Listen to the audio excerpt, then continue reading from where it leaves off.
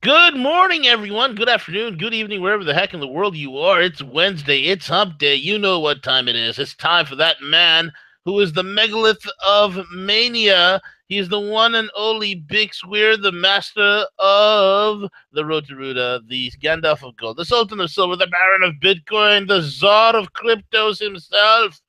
Bix Weir! How are you, sir? I'm crazy. If you've seen the news, you I've see seen it. Like, what the hell? I mean, first it's you guys are getting flooded. Now you guys are being torched. there's just. I mean, I live in kind of Northern California. It's up in across from San Francisco. The fires that started a couple days ago are in probably about 30 miles north. Everything is smoke ridden. Everything smells like smoke here, and these fires are not under control. They're not stopping. And I lived. Here's the interesting thing for me. Yeah. And right now, I'm putting clothes together for friends. My uncle lost his house of, I think it was like 40 or 50 years. He's had that house. Lost everything. The only thing he grabbed was a bunch of shotguns out of the house, and Wow. he fled. So he's at my sister's house up north as well, and they're not even absolutely safe. I mean, all the schools are closed, and I lived through the 1991 Oakland firestorm, which was a Right. huge deal. I mean, I'm sure you saw it on the news back then. Oh yeah. And this is kind of the same type of weather that normally we'll get onshore winds. You know, it's kind of moist weather. It keeps it cool. You know, it's Northern California. It's good. It's the good life. But every once in a while, we'll get these offshore winds and that are warm and everything was dry. It was like perfect condition. But here's the thing that pisses me off that people aren't talking about.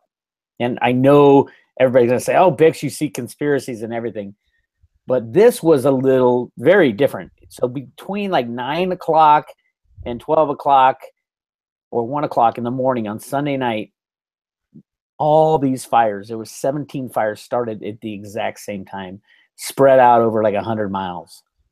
And I mean, why isn't anybody talking? And then obviously they're still trying to put them out.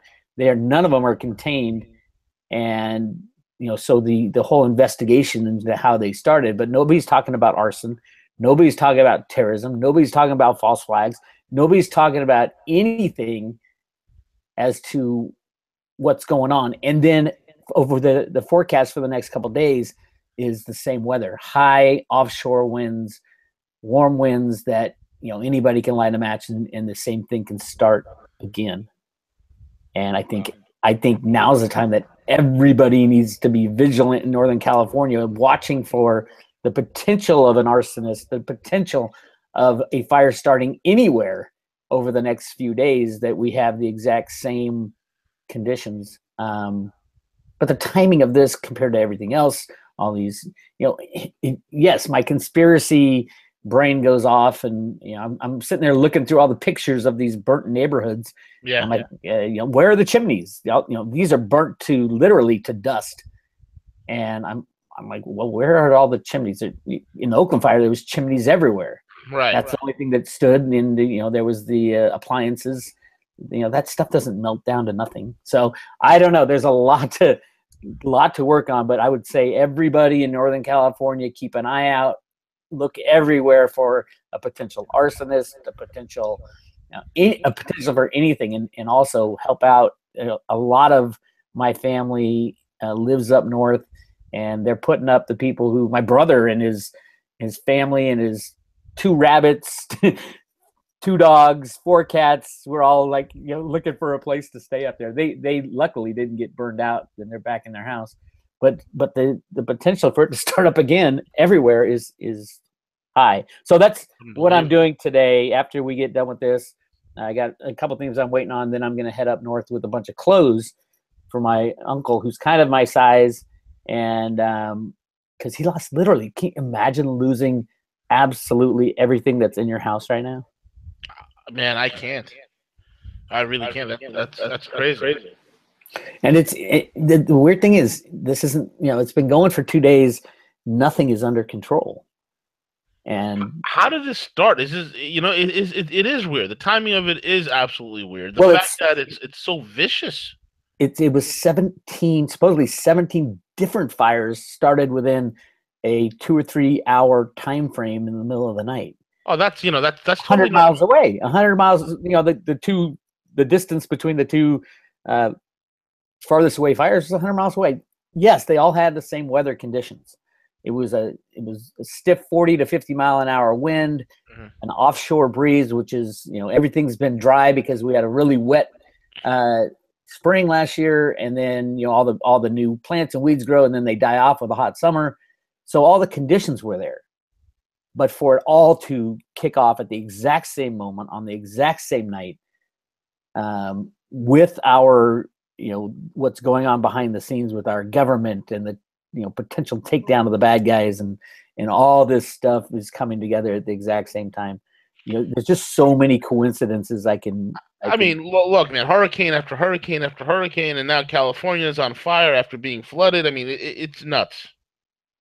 It is crazy. And the wine country is now, I hear, just completely destroyed. At least even the crops. I mean, because when you have these fires, it destroys there will be no, if the grapes weren't picked already and the vineyards survived, it's a huge part of the economy in Northern California. It's the largest part of the economy. Wow. Is the wine industry. Anything above, Napa and above, it's all about wine, and it's been a boom for that area for a long, long time. Billions of dollars have gone into that area, and so many people are employed by the wine industry. This is going to be a gigantic hit, because you can't regrow vineyards, for the next year's crop. It takes 5 to 10 years for the new vines, even if you replant, to even start to grow. So it's insane. It's these homes, like I heard it's over 1,500 homes have burned so far. And that's a lot of displaced people. That's a lot of people who lost every single memory they ever had, as far as, pictures and you name it, it was lost. Yeah. And if you look at the pictures of these neighborhoods, like house after house, and literally there is nothing there anymore. There's some weird, but I also noticed some weird things, like cars that were flipped over and on fire. I'm like, how could a car flip over and catch on fire and burn? Now, things like that is kind of weird. I think there needs to be a lot of investigation as to, just how much of this is, what is going on. There's a lot of YouTube videos coming out now with scenes traveling through the neighborhood saying, what is going on? I mean, I looked at some of the pictures from Napa, man, and you had like boiling rivers of wine that's just like boiling. Oh my God, it's crazy. And it's nuts. And all the power's out.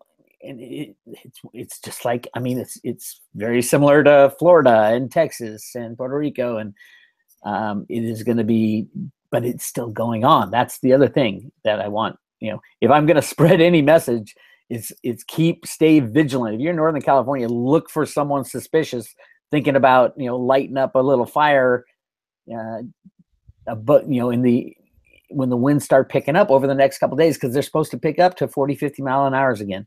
Oh my God. And it is just, everybody needs to stay vigilant and keep an eye out. And this is long from over. And, I'm looking at the aerial pictures of whole neighborhoods gone, torched, like obliterated. Yeah, obliterated, like a nuke went off, man. I mean, there's nothing there. The winds and the fire are so strong that it destroyed the structures, reduced it to like dust, and blew it away. I mean, there's literally not. I mean, these are like 2-story homes reduced to nothing. And there's the weird thing to me, compared to like when I was in the 1991 Oakland fire, there was chimneys. I mean, it was literally chimneys standing everywhere. And some of these neighborhoods, I see no chimneys. I'm like, how could a fire destroy the chimney as well, and destroy the appliances and the barbecues and all that? Yeah, and melt the cars down to nothing. Yeah, and flip them over. Yeah, I mean, I'm not going to throw the conspiracy word in there and the high tech weaponry or whatever these bad guys have, but I do think that everybody should be vigilant as to. I mean, I've seen fire damage before, man. This is It feels like This we're is at war. not fire. Yeah, this is not fire. I don't know, man. This doesn't look like. I'm literally zooming in on the photos right now. Oh well, if you It's compare them to like the only thing I can really compare it to is these Hiroshima. aren't like one-off structural fires. This is high winds, and it's called a firestorm, and it gets hotter with the whipping winds, I guess, or something. But we had the same thing in Oakland in 1991. I went through all those streets. I've seen the destruction. There's still pictures of it. It is chimney after chimney after chimney after chimney after anything brick does not melt, does not disintegrate into the nothingness. And you look at these homes and they are disintegrated into the nothingness. And cars are split in half, and it's really bizarre. And it does feel like we're at war right now. And I don't think it's over. I think with the coming weather conditions, I have a sneaking suspicion that they're going to try to do, whoever set this fire, because I do believe it was intentionally set. If it started in 17 different places at within a couple hours of each other, it's pretty, clear to me, a red flag. I'm no fire investigator, but that's pretty clear to me that, something else was probably going on. Yeah. And it's so easy to do. That's the other weird or sad thing. Either you can implant an incendiary device and set it off on a timer, or you can just light a match. And with the speed of the winds, a fire in the right place at the wrong time is just devastating. Unbelievable, man. So yeah, that's what I'm living through these days. It's crazy. I can't even imagine what you're going through, man. Last but not least, man, let me ask you this. Because I know you got to run, you got so many things going on. Recently you put out a video that Trump is ready to pull the end game. You want to elaborate on that? Like, well, hey, I would love that if he would elaborate on that as well. Yeah, I mean, that's what I'm waiting for. We're all waiting with bated breath here. I know, the calm before the storm, but you do know that, right after he said that Harvey Weinstein or whatever his name is got taken down, and he was knee deep in the pedophilia for Hollywood. Not only the sexual predator. What I was talking about is I just got a call from my buddy in Hollywood, and he's telling me he's somebody who's an insider there, and he's like telling me all the men there are pretty much crapping in their pants because they're afraid that Weinstein might flip on them. And let's not discuss the fact that it was Cyrus Vance Jr., the DA over here in New York, that tried to get Weinstein on the sting operation and then was told to let it go. Inside sources said it's from the Clintonistas. Plus, Weinstein's link with Bill Clinton and Jeffrey Epstein and the Lolita Express is something that's out there as well, man. This is big. This is definitely huge. Yeah, and it supposedly even Hugh Hefner, they're saying, was taken out because he was turning state's evidence, because he was involved in a lot of that crap too. And apparently he was murdered, and he didn't die of natural causes. I think it is. I think it is something that Trump is going to drain the swamp, and it's not just the Washington D.C. swamp. It's the deep state swamp. It's all these bad actors. And I mean, we could just call this the conspiracy show. On October 20th is the last day that the president can secure the JFK files. If he doesn't continue them being hidden, and he has the call, if he doesn't, then they have to be released to the public, all the CIA and FBI files on JFK. Yep. And there's a reason they kept those under wraps for all these years. Yeah, absolutely. Because it exposes people within the government that were involved in it. And what is that? I know the Bushes were knee deep in it, but a lot of other people within the CIA and the FBI. And if there ever was a time when the FBI was on the hot seat, and the CIA and the NSA and all those guys, it's right now.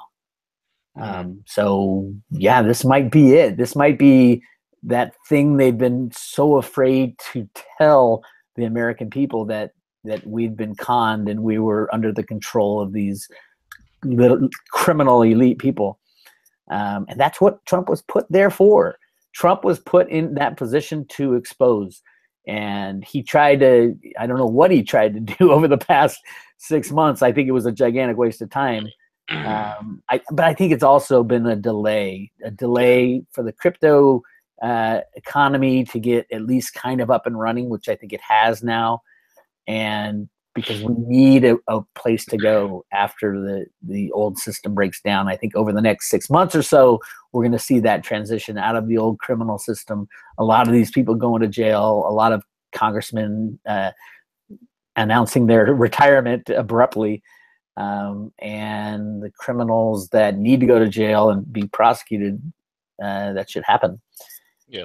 So I think that's what Trump's talking about. And then, what does that lead to? It leads to everything.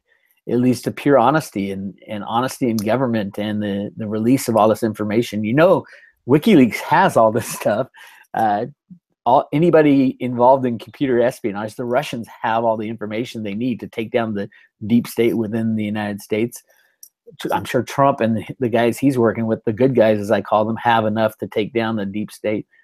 It's so dramatic when it happens. It's going to be such an upheaval of our entire system that that's why it hasn't happened. It'd be such a big deal. They haven't allowed it to be known.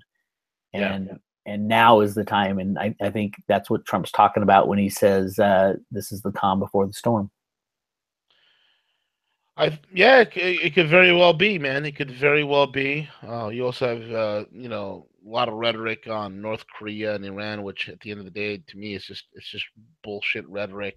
Well, I think at any point in time, I think the U.S., the secret military capabilities of the U.S., we didn't just stop as soon as we invented the atomic bomb and say, okay, we have the ultimate weapon and we're not going to invent anything new. I think at any point in time, they could just melt down all the nuclear facilities they wanted to with a laser beam from space or whatever technology they wanted to use. And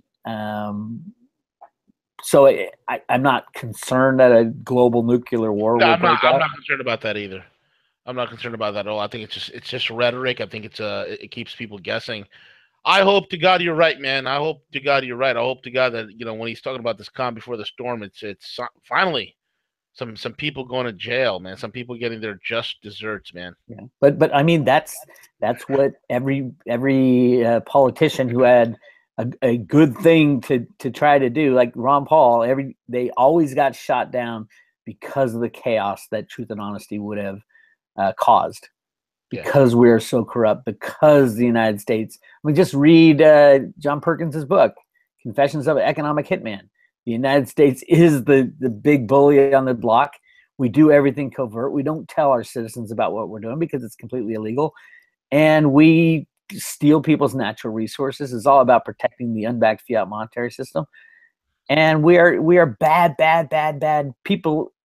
The people within the U.S. government are very, very bad people. I'm not saying the United States is bad. I'm not saying the people of the United States are bad. If we knew everything that they did before they did it, the whole country would jump up and down and unite against these criminals that run our lives.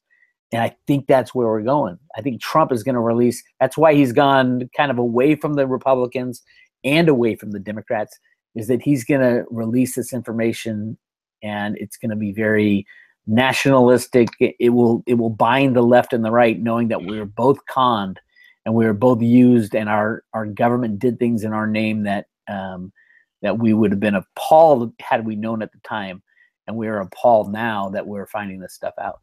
Yeah, absolutely. Bix, man, thank you so much for being on. I know it's going to be a crazy day for you. It's going to be a crazy few weeks, and I'm in hyper vigilant mode, and it really does. It gets you to that point of thinking, okay, are you mobile? If something happens in your area, I know the people in Texas and the people in Florida and wherever the storms hit have been thinking, oh my God, I wasn't mobile enough. And that's kind of the key. If this stuff is going to teach us anything, it's be able to grab one bag or two bags and be able to go mobile as soon as possible. Obviously, the cryptos help out, and that silver is kind of a lead weight in that scenario. But you gotta do what you gotta do. Absolutely, well said, brother man. Thank you for being on. Be safe.